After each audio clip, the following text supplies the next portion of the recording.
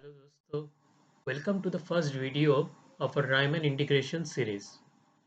तो आज हम बात करेंगे कि इंटीग्रेशन का इतिहास क्या है, राइट। और रायमन ने इसमें ऐसा क्या कमाल कर दिया कि उनके नाम से ये इंटीग्रल जाने जाते हैं।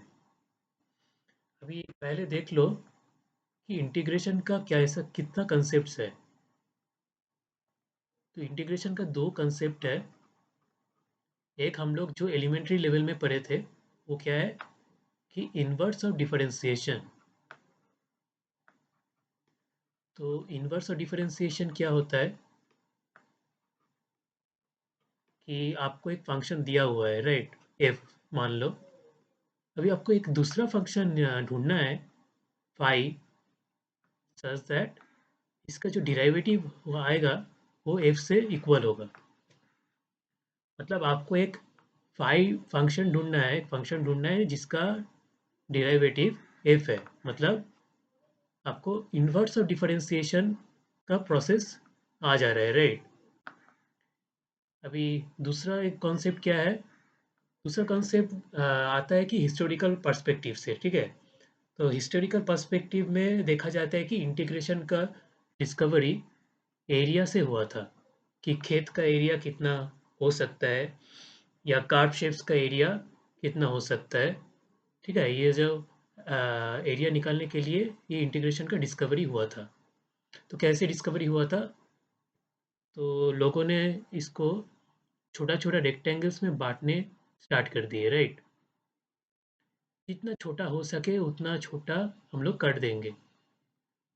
तो अभी अगर तुम रेक्टेंगल को इतना छोटा छोटा कर रहे हो, इसका एरिया ऑलमोस्ट ज़ीरो पे जा रहा है, तो नंबर ऑफ रेक्टेंगल्स क्या होगा? Obviously infinite numbers of rectangles होगा, राइट। तो इसका जो लिमिटिंग कंसेप्ट हो रहा है कि जब area of the rectangles, each rectangles is tending to zero, तब हम लोग जो समेशन ऑफ द रेक्टेंगल्स आ रहा है, so summation of the area of rectangles, इसको हम लोग बोलते हैं कि the area of the special curve, right. तो ये हम लोग का क्या अप्रोच हो गया, समेशन अप्रोच। ओके, अभी इधर रायमन का नाम कैसे जोड़ दिया, राइट। तो पहले अगर हिस्ट्री में देखा जाए तो 19th सेंचुरी में कॉची आया था, एक मैथमेटिशियन था, कॉची बोल के। तो उन्होंने पहले इंटीग्रेशन का एक कंसेप्ट दिया, लेकिन उन्होंने सिर्फ कंटिन्यूअस फंक्शन के लिए ही डिफाइन किया था।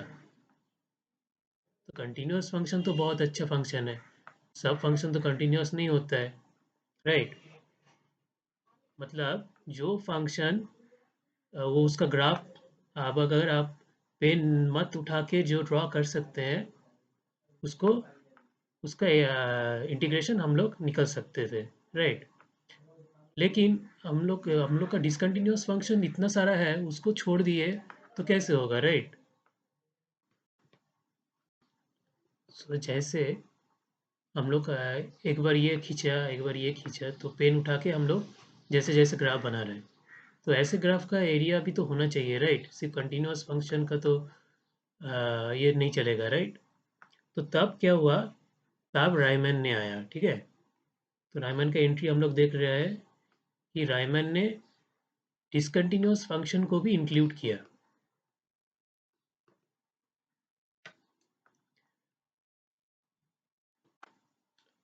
लेकिन उससे में भी सारा डिसकंटिन्यूअस फंक्शन नहीं आया, राइट। कुछ ही डिसकंटिन्यूअस फंक्शन आया, फ्यू ऑफ देम।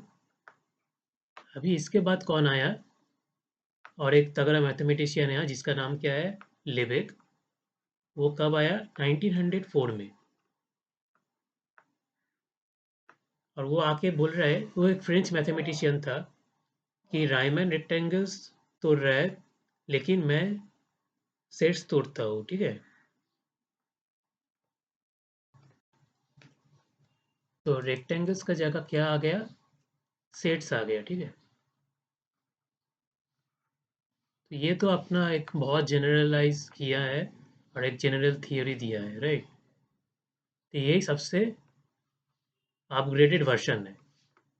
तो रायमन क्या है, पायोनियर है इंटीग्रेशन का, लेकिन अपग्रेडर कौन है, लेबेक। तो हिस्ट्री ऑफ मैथमेटिक्स, हम हिस्ट्री ऑफ इंटीग्रेशन हम लोग जान लिए इस वीडियो में। तो नेक्स्ट वीडियो में हम लोग फॉर्मली डिफाइन करेंगे कि इंटीग्रेशन क्या है, रायमन इंटीग्रेशन बोल के क्या होता है। ठीक है, तो चलो बाय दोस्तों।